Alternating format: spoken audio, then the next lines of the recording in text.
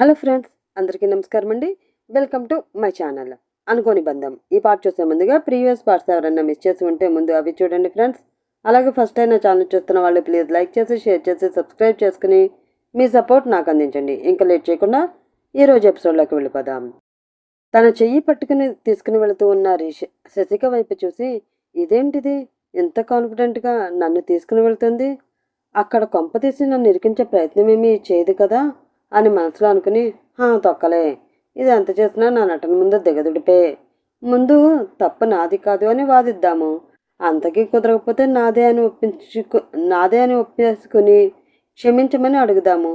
ఏం చేసినా సరే ఇదైతే పాడైపోయిన డిజైన్స్ ఈ గ్యాప్లో గీయలేదు కదా. తప్పు చేసినందుకు శిక్షగా డిజైన్స్ నేను గీస్తానని బిల్డప్ ఇచ్చి నా దగ్గర ఉన్న డిజైన్స్ సార్కిస్తే సరిపోతుంది. ఆ దెబ్బతో ఇది ఆఫీస్ నుండి అవుట్, నేను విహాన్ మనసులోకి ఇన్. టోటల్గా నా ప్లాన్ సక్సెస్ అని మనసులో సంబరపడిపోతూ ఉంది రిషిక. అలా విహాన్ క్యాబిన్లోకి వెళ్ళి అతని ముందు ఉన్న టేబుల్పై తన చేతిలో ఉన్న డిజైన్ పేపర్స్ పెట్టి అతని ఎదురుగా రిషికని నిలబెట్టింది శశిక.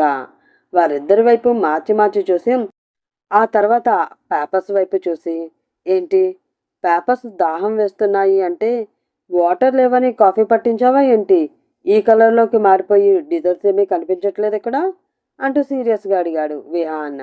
ఆ ప్రశ్న అడగవలసింది నన్ను కాదు సార్, మీరు కావాలని కష్టపడి మరీ ఇంటర్వ్యూ చేసి జాబ్లో పెట్టుకున్న మీ పిఏ కమ్ అటెండర్ని. ఆవిడ గారిని అడగండి, దాహం వేసిందో ఏం వేసిందో చెప్తుంది అంటూ చెప్పింది శశిక. దాంతో సీరియస్గా రిషిక వైపు చూసి, ఏంటి విషయం అన్నట్లు చూశాడు విహాన్. ఆ చూపుకి మనసులోనే కొంచెం భయంగా ఉన్నా లేని ధైర్యాన్ని అరువు తెచ్చుకుంటూ, నో సార్, దీనికి నాకు ఏ సంబంధం లేదు. మీరు ఆఫీస్లో ఉన్న వారందరికీ కాఫీ ఇవ్వమన్నారు, నేను ఇచ్చాను. కానీ మేడమే అది తీసుకోకుండా కావాలనే దాన్ని వీటి మీద ఒలిగేలా చేశారు, అంతే తప్ప నేనేమీ చేయలేదు సార్ వినయ నటిస్తూ చెప్పింది రిషిక. నువ్వేమి చెయ్యట్లేదనే కదా నీకు ఆ పని అప్పగించింది. ఆ పని కూడా సరిగ్గా చేయడం రాకపోతే ఇంకా నిన్ను ఆఫీస్లో పెట్టుకుని ఏంటి ఉపయోగం అంటూ అడిగాడు విహాన్. అయితే ఆఫీస్లో వద్దు, శుభ్రంగా పెళ్లి చేసుకుని మీ ఇంట్లో పెట్టుకోండి చిన్నగా సిగ్గుపడుతూ చెప్పింది రిషిక.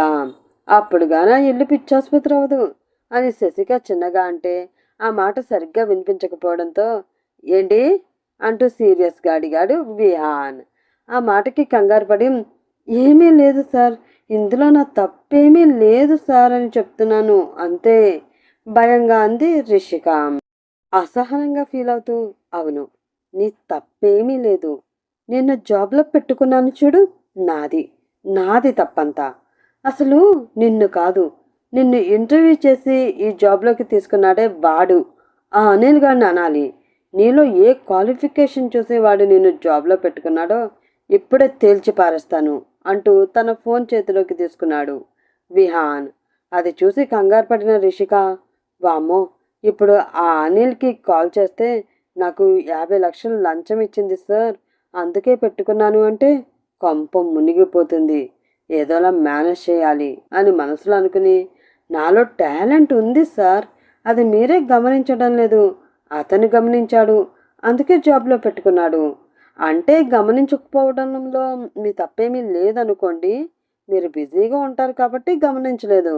కొంచెం ఆ బిజీ తగ్గించి నాపై దృష్టి పెడితే గమనించవచ్చు అంది రిషిక. అప్పుడు కంపెనీ మూసుకుని రోడ్లు పట్టుకుని తిరగడం గ్యారంటీ, ఆ వెనక నువ్వు కూడా బొచ్చి పట్టుకుని తిరగాలి అని శశిక అనడంతో ఆ మాట వినిపించిన రిషిక కోపంగా ఆమె వైపు చూసింది. ఇప్పుడు నిన్ను గమనించేంత తీరిక నాకు లేదు, కానీ జరిగిన దానికి ఏం చెప్పాలి అనుకుంటున్నావో అది మాత్రం చెప్పు చాలు అంటూ అడిగాడు విహాన్. నీ సంగతి తర్వాత చూస్తానే అని కోపంగా పళ్ళు కొరుక్కుంటూ మనసులో అనుకుని, అది సార్, నేను నిజంగానే దీని మీద కావాలని కాఫీ వంపలేదు సార్, ఆ మేడమే కావాలని ఇలా చేశారు. కావాలి అంటే అక్కడ ఉన్నవారు ఎవరినైనా అడగండి, వాళ్ళు చూశారు కాబట్టి జరిగిందేంటో క్లియర్గా మీకు చెప్తారు. చాలా కాన్ఫిడెంట్గా మాట్లాడింది రిషిక. అంటే వాళ్ళందరినీ ముందుగానే కొనేసిందనమాట. అందుకేనా నేను ఏ పని చేయమని చెప్పినా కూడా కారు మొహాలు వేసుకుని నా వైపు కాల్చేతుల్లో చూస్తున్నారే తప్ప వర్క్కి సహకరించడం లేదు. చెప్తా. దీని సంగతి వాళ్ళ సంగతి కలిపి చెప్తా అని మనసులో అనుకుని, ఇప్పుడు సాక్ష్యాలు అవసరం లేదు సార్. తను తప్పు చేసింది. నా డిజైన్స్ పాడు చేసింది. కాబట్టి నా డిజైన్స్ నాకు కావాలి. తను ఏం చేస్తుందో నాకు తెలీదు. వెంటనే నా డిజైన్స్ ఎలా ఉండేవి అలా నాకు ఇవ్వమని చెప్పండి అంటూ అడిగింది శశిక. ఇది మరీ బాగుంది. పాడు చేసింది నువ్వైతే తప్పంతా నా మీదకి నెట్టేసి ఆ డిజైన్స్ ఇవ్వమంటావేంటి? అయినా కళ్ళు నెత్తి మీద పెట్టుకుని కాఫీ తీసుకోకపోతే తిన్నగా తీసుకుని ఆడవచ్చు కదా. ఇప్పుడు ఇలా జరిగి ఉండేది కాదు అంటూ సీరియస్ అయ్యింది రిషిక. కళ్ళు నెత్తి మీద ఉన్నవి నీకు. అందుకే కాఫీ నా డిజైన్ మీదకు వచ్చింది. నువ్విలా చేస్తావు అని నేను ముందుగానే ఊహించి ఉంటేనా అదే కాఫీ నీ మొహం మీదకి వచ్చేది అంది శశిక.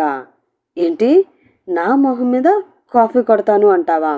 అంతేలే, అందంగా ఉన్న మొహాలు చూస్తే నీలా అందవికారంగా ఉండేవాళ్ళు జలసీ ఫీలింగ్ ఇలానే ఉంటుంది. ఎప్పుడెప్పుడు వాళ్ళ అందం చెడగొట్టే పనులు చేద్దామా అని ఓ తెగ తాపత్రయపడిపోతూ ఉంటారు అంటూ సాగదీసింది రిషిక. ఆ మాటకి పెద్దగా నవ్వుతూ, ఏంటి నీది అందమా? హలో మేడం, నీ మొహం మీద ఉన్నది అందం కాదే, ఇంత మందాన్ని పూసుకున్న పేడ అని అందరికీ తెలిసిపోయింది. కానీ దాన్ని అందం అనకు. ఎవరైనా వింటే నీ మొహం మీద కాసిన కిరోసినీళ్ళు కొట్టి మరీ ఆ పేడ మొత్తం పోయిన తర్వాత నీ సుందరమైన మొహం చూసి నవ్విపోతారు అంది శశిక. ఏంటి, నన్ను అంత మాట అంటావా? ఎవరు ఇంట్లో లేనప్పుడు ఆ ఇంట్లోకి దూరి కన్నాలు వేస్తూ వాళ్ళు గుర్తుపట్టకుండా ఉండడానికి మొహానికి మాస్క్ వేసుకుని తిరిగే నువ్వు నన్ను అంత మాట అంటావే యాబ్రస్ మొహందానా అని రిషిక అంటే, హా, ఆ కన్నాలు వేసుకుని తీసుకువచ్చిన సొమ్మంతా నీ దగ్గరే పెడుతున్నాను కదా, వాటితోనే కదా నువ్వు ఇలా పేడ పూసుకొని తిరుగుతున్నావు డ్రైనేజ్ మొహందానా అంది శశిక. మాట్లాడితే పేడ అంటే మొహం పగిలిపోతే దూడ మొహందానా అని రిషిక అంటే, నన్నే దూడంటావే, కుదమట్టంగా దగ్గరికి చేర్చి కట్టిన చీపురు కట్ట మొహం వేసుకుని అంటూ రిషిక మీదకి వెళుతూ ఉంది శశిక. వాళ్ళిద్దరూ దెబ్బలాట చూస్తూ ఉంటే పిచ్చెక్కిపోతూ ఉన్న విహాన్ టేబుల్పై మోచేతులు ఆంచి గడ్డం కింద చేతులు పెట్టుకుని వారిద్దరి వైపు మార్చి అలా చూస్తూ ఉన్నాడు. అప్పుడే తీసుకువచ్చిన జ్యూస్ విహాన్కిస్తూ, వీళ్ళ దెబ్బలాట ఎప్పటికీ ఆగుతుంది అంటారు సార్ అంటూ అడిగాడు జగన్. దాంతో అతని చేతిలో ఉన్న ఆ జ్యూస్ తీసుకుని ఒక సిప్ చేసి, బోర్డర్లో జరుగుతున్న పాకిస్తాన్ యుద్ధానికైనా అలుపు వచ్చి ఏ క్షణాన ఆగుతుందో చెప్పగలం, కానీ మొదలుపెట్టిన ఈ ఆడవాళ్ళ యుద్ధం ఎప్పుడు ఆగుతుందో మనం చెప్పలేము జగన్. వీళ్ళకి దెబ్బలాడుకుని ఎప్పుడు ఆయాసం వస్తే అప్పుడే ఆపుతారు. అప్పటి వరకు మనం ఇలా చూస్తూ ఉండడమే తప్ప మధ్యలోకి వెళ్ళే సాహసం అస్సలు చేయకూడదు అని అన్నాడు విహాన్. మీకు చాలా జ్ఞానోదయం అయిపోయింది సార్. ఇదంతా శశిక మేడం దయ వల్లనే కదా అంటూ అడిగాడు జగన్. అతని వైపు సీరియస్గా చూస్తూ, వేసిన కౌంటర్ చాలు, నువ్వు కూడా వెళ్ళి జ్యూస్ తెచ్చుకో.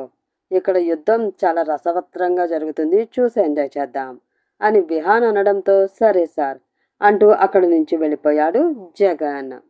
నన్ను డ్రైనేజీ అంటావేమీ రబ్బర్ మొహందానా? నీ తొక్కలో డిజైన్స్ చెడగొడితే నాకు వచ్చే లాభమేమీ లేదు. నీకు కావాలి అంటే, ఈ కంపెనీ పరువు పోకుండా ఉండాలి అంటే ఆల్రెడీ నేను గీసిన డిజైన్స్ నా దగ్గర రెడీగా ఉన్నాయి. అవి సార్కి ఇస్తాను. ఆ డిజైన్స్ రోహిత్ సార్కి ఇచ్చి ప్రాజెక్ట్ కాపాడుకుంటారు.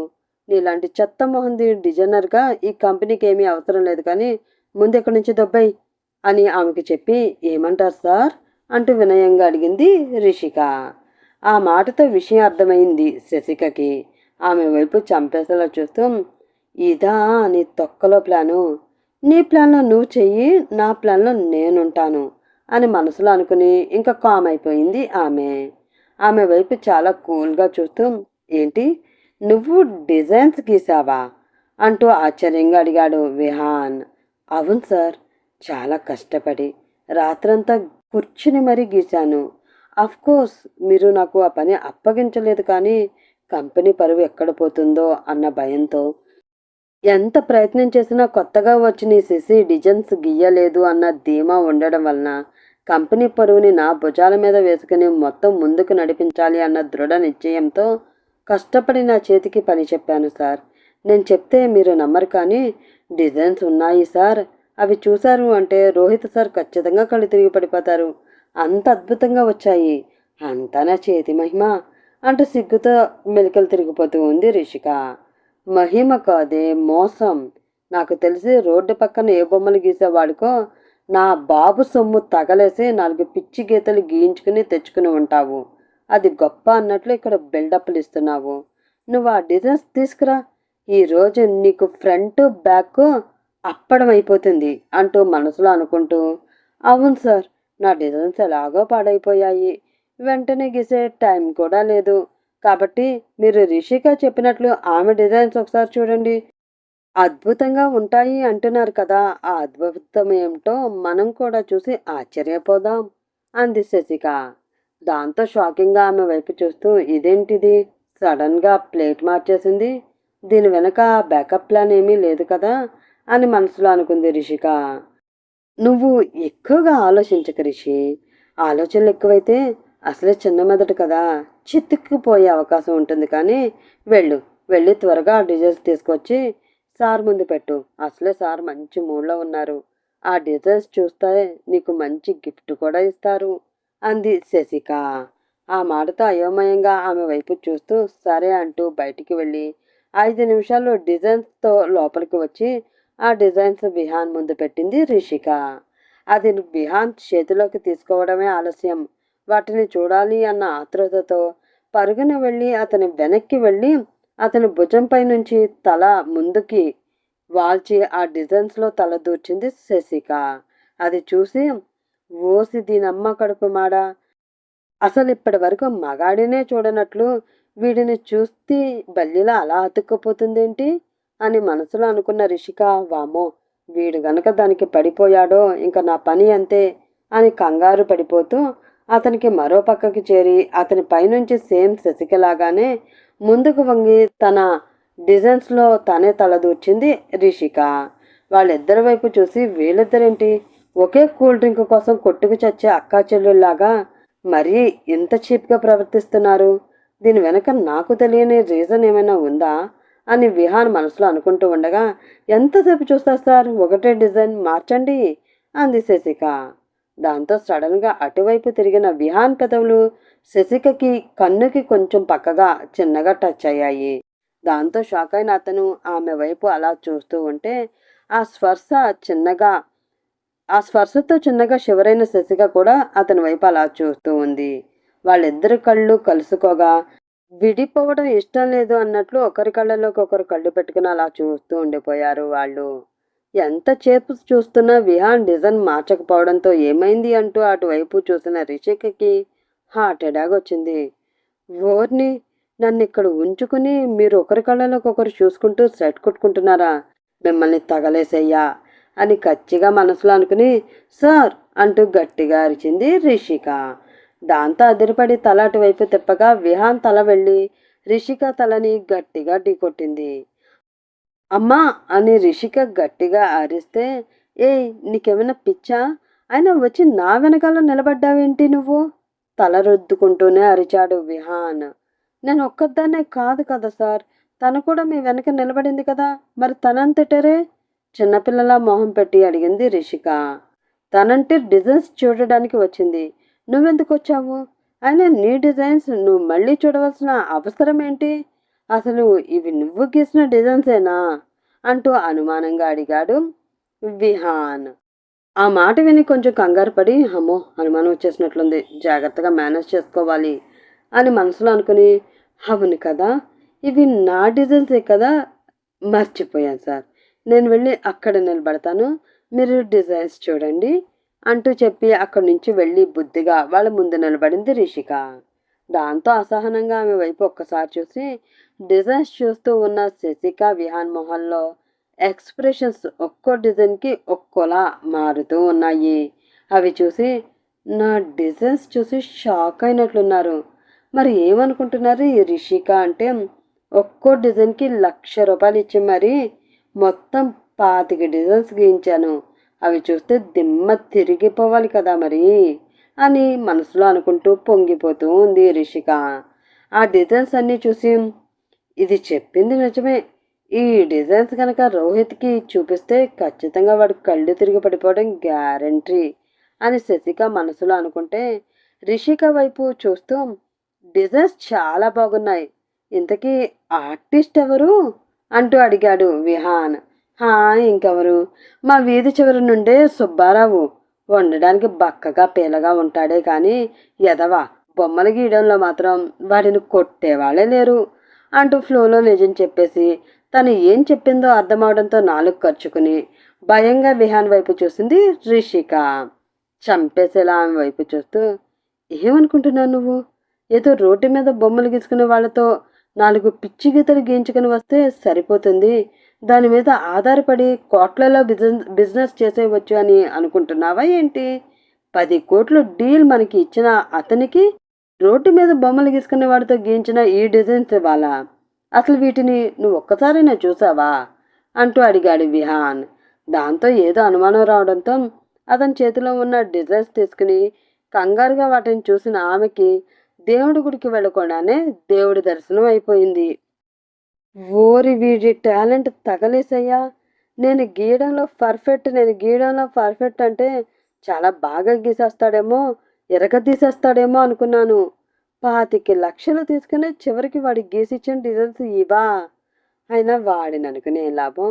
వాడు గీసిచ్చిన తర్వాత అయినా ఒక్కసారి కూడా చెక్ చేసుకోకుండా తీసుకువచ్చి ఈయన గారి చేతుల్లో యాస్టీస్ పెట్టేశాను చూడు, నన్ను నేను అనుకోవాలి అని మనసులో తనను తాను తిట్టుకుంటూ ఉంది రిషిక.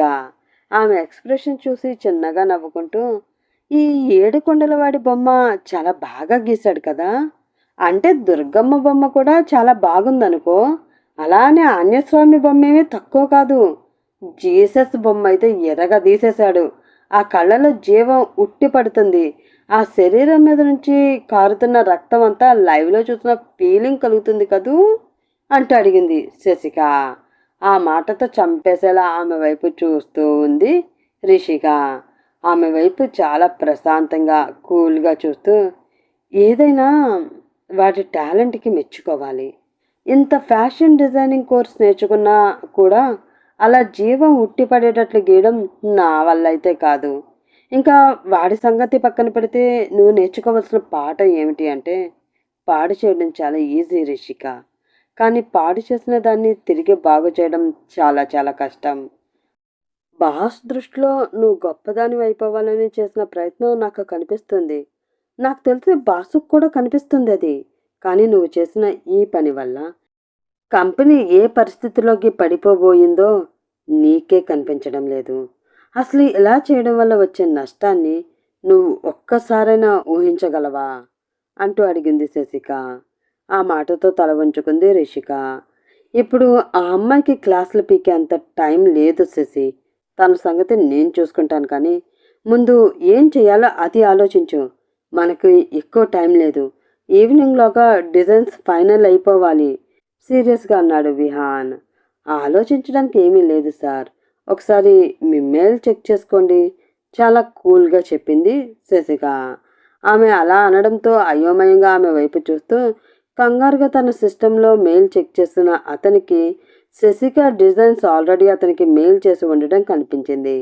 అది చూసి హ్యాపీగా ఫీల్ అవుతూ, వండర్ఫుల్ జాబ్ శశి, అద్భుతంగా డిజైన్స్ గీయడమే కాదు, ఈ విధంగా సేవ్ చేసి మంచి పని చేసి తెలివైన దానివి అని నిరూపించుకున్నావు. ఎక్సలెంట్ అంటూ కాంప్లిమెంట్ ఇచ్చాడు విహాన్.